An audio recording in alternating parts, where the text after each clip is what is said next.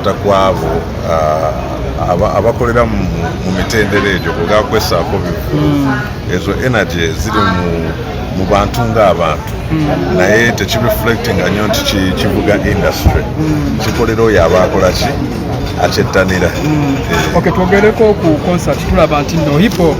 tulaba nti mwe mu mwaka tulwawo okufuna omuyimbi wa hip hop naddala mega concert. Kati omuntu atamanyi history wa hip hop yasobola okusaba ebivulu. Ffe tuva mu generation nti teyalina abantu bagisupportinga nnyo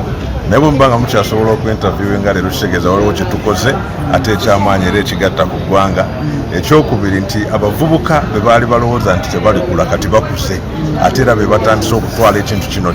mu maaso nga bagenda bayiga bakola batya abamu nga babeera supported n'emirimu gyaffe gyetukola gyetukola kubeera ffe tetukuma kugamba nti nali muyimbi naye tuyigiriza abalala tubateereddewo emiwaatwa okulaba nti nabo ate balyongezaayo kino naffe tetwayagala nnyo okukola okutuukiriza. So bwe ndaba nti omuntu agamba hip hop terina bivulu bingi kituufu kuba kampani ezisinga zikozesa brand ya hip hop zikozesa siranga za ghetto ebyo byonna biri mu hip hop culture naye ng'olaba tezisobola kusupportingayo omwana omu wa hip hop kola kivulu nga balala bwe bakola bwabasupportinga kazibe radio kazibe media houses okwo si kwekwasa naye waliwo generation yali eggalidde eddoboozi ly'abaana abali mu hip hop culture okumala ebbanga eppanvu naye kati olw'okuba ab'emitwe eminene tebakyalina kyatukolera balina kukkiriza buki nti weetuli ate tetulina gye tulaga. Mwe mufunamu mutya mu music wammwe kuba tulaba bano abayimbi abayimba style endala badenozi endala bagamba bafunamu kasente bakafunira ku stage. Kale tolaba oyo ali limited singa nali muyimbi nga sente nzifunira ku stage wokka kitegeeza ebirowoozo byange bikomaawo naye bwe mba nga nsobola okulyeza stage nendyeza okuba nga nsobola okukozesa IT nendyeza okuba nga nsobola okuba nga ndi entrepreneur nga nina byenteekawo mu kyalo ebifulumya product ezo zonna access za gift gye nnina. Gift tekoma ku stage kasookamu bwe kati simanyi lwaki abayimbi bakawa nnyo okukakukuliriza stage sikwe tulina okulya kwokka twaweebwa ekitone okuba nga tusobola okulya mu miwaatu egy'enjawulo singamba abantu mukole ate diversify the network you keep around you is your network. Kati oli bwakuyigiriza nti mu IT waliyo akakola ng'okola ki bw'obanga omutima gwo n'ekiramu kyo kikutuusaayo n'okyusaako ku stage n'ogendako mu IT olaba ebiri oli bwagamba mu agriculture ng'okyusaamu ku angle okitegeera the gift is diversified it's not limited. So tulina okubeera nga tuli ba artist abalowooleza mu diverse realms not mu limited realms. Okay, omukubi wa hip hop Navio yavuddeyo era nga ku guno omwaka alina concert ye wano naye tetunalaba maanyi ga njawulo okusinziira nti yamutaddeko olunaku lwe lumu concert Gravity y'amaanyi tugalaba naye Navio wa hip hop tetunagalaba. Kati olina okwawulamu okitegeera bwe ngamba okwawulamu omuntu ow'amagezi otegeera Navio concert gyakola yakujaguza myaka gyamaze mu industry. Ekintu ekyo kikulu nnyo ng'omuntu ng'obadde mu industry n'ogamba nti baddemu emyaka ameka 2 kakati ate crowd ya Navio si yeyaani si ya Gravity. So Gravity naye agamba akuba hip hop era kale akube hip hop naye crowd zaabwe zikola ki zaawukana bw'oba otegeera music owulidde Gravity alina following ye ne Navio alina ki kati Navio tayinza kusuulirira kintu kyataddewo lwakuba ono omulala aleesa okwegattako ku lunaku lwayagala okukola ki.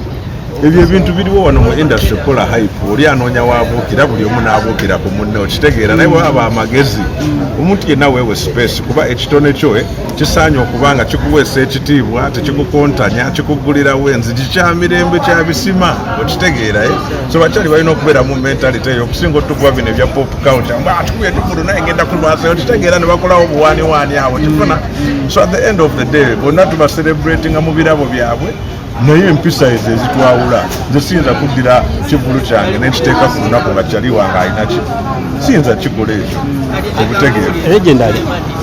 oli mukubi nnyo wa hip hop ensi yonna ekutendereza naye sooka otwawulirewo wakati w'okuyimba kwa Navio n'okwa Gravity. Bonna bayimbi bonna balina ebitone ebiga nti bagenda ku mike ne battractinga audience bonna baraisinga energy naye era ekibaawula ennyo ze delivery zaabwe kiringa gamba ffembi tutunda omuceere naye bwe nkupaketinga okusinga ndi okukola ki okusinga naye ffenna nga tulina omuki omukyere balina access kati bonna bali mu culture okitegedde ate bwolaba nti gravity akozeseza kale ekyo kyeyakyusaamu n'akwata engoma y'ekidandali n'anywererawo nga waavugira ekintu kyokitegeera tekimugowaayo bw'aba yali ayagala hip hop mu beginning naye n'azuula ekikola kye ekireeta omugaati toyinza gamba nti tayimba hip hop bw'aba nga ayagala hip hop bw'oba omugoberayo bwerere bw'olina kimubuuza ekyo kuba ye ng'eyeezudde n'azuula sound gy'alimu nzesinza I'm a creative artist nsobola okukubira vocal nsobola okuba rap nsobola okusanga nkozeyo ka dancehall tune okitegeera kusozinza kupolisinga talent naye omuntu yagamba nze wano wenkola ki kati mwenga abantu bw'abanga agamba akuba hip hop mulina okuwuliza akuba hip hop bw'okwata hip hop avuddewa oba owawano biwulikika byebemu ate nekyakamba buwulire generation eyo gyetulimu yonoonye nnyo obubaka obuli mu music gwe tukola ki gwe tuwuliriza nti kale n'abaana baffe ebintu byebawulira tebikyalinamu ki mabumba kuba baava ku artwa storytelling batukubira bukubizi bigambo nekyo nti bagamba alaali tulina okulaba nga mu aba media nomwe mukendezaako kuwemula abaana baffe abato oba lukubye oba lukoze eki ekintu kyonna kyonna ekitaweesa mwana muto inspiration okukula ng'ategeera nti ekintu kino nkyogera kuba kinzimba bwekiti nze ndi muntu wa community byebyange era abavubuka bonna bakimanyi gye nalaalira kyokola nga sajja nnyo mu pop culture naye kyaŋŋaana mu pop culture waawano nga ndaba abantu balondamu ebitawa bantu makulu ate nga nze okwagala okwayi kwaki ebireeta amakulu muki mu ndowooza y'omuntu ekyo kyonna bonna wonsanga mwembeera so nze ndaba nti media houses radio ne bapromota ababoostinga nonsense buli kaseera nga mulowooza mukyusa eggwanga mulwapa abantu bayingiza sente mu lusawo ebisa generation nnyo mu industry gye tulimu era abaana bangi babuze lwa butamanya kkubo kati buli omu ayagala kukola kyanguwa kiyitawo buli omu anoonya bbanga naye buli omu toliwo okukola bbanga abamu temulifuna bbanga naye ate nga mulina creative art wa story wamu mulina okukola ki okuoutlatinga so kikulu nnyo obutateeka ssira ku bintu ebimu ng'abantu bwe babiwa amaanyi kuba zino ennyimba zijja zivaako owulidde tezibaala mu myaka 10 tukyali ku kintu kyekimu ezo olina oluyimba naluwandika emyaka 15 bakyalukuba leero naye olyanza ogamba mbulika tetukuwulira ku leediyo naye ate faani wange ye n'atuukana nga mwana akayimba ako bwe nali nkula okitegedde ge maanyi agali mu ddoboozi lyaffe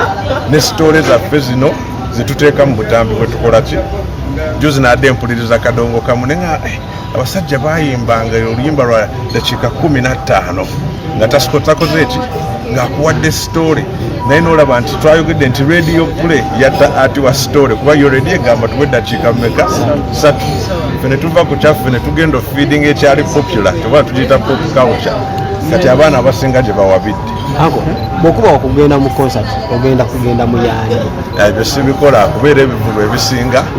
wano e Uganda sibigendamu neberera ku lusozi nga ndi mu bukakkamu bwange nga nsiriikiridde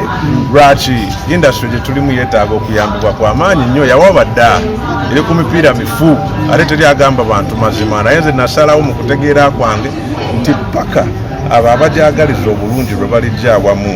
bateekewo enkolagana bateekewo enjigiriza eteekawo ebiyigiriza generation eno kati ate erina access kuba kati mwe mulina access wano waliwo kamera ttaano edda twabeeranga nazi kamera okiwulidde naye raba access gye muyina okifuna nti kasita tunakozesa access yaffe okuzza eggumba mu butegeevu bwa industry abaana ne babeerawo ne structure kyovula bandina wano leero lwakuba leero kyabakyala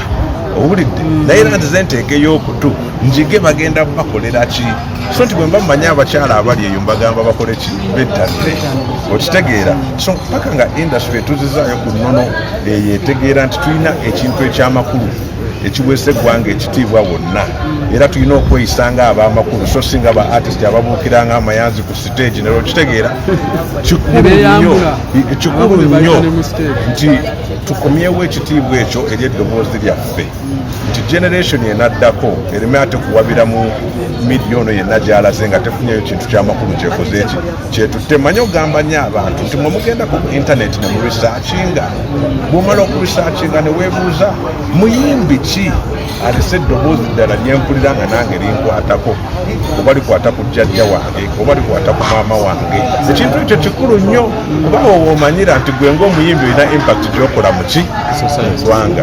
gwe wenna nga wandye wandyetaaze okwata omukolo gwo nga okwanjula embaga amazaalibwa baby shower kuhinjira n'ebirala bingi nkwanjulira Glosh TV bakafulu b'okuba ebifaananyi n'okwata vidiyo era nga wandyetaaze okulanga wamu ne Glosh TV kuba ku namba y'essimu eno noti 75 noti 31 283 tweyunire oleme kwejjusa.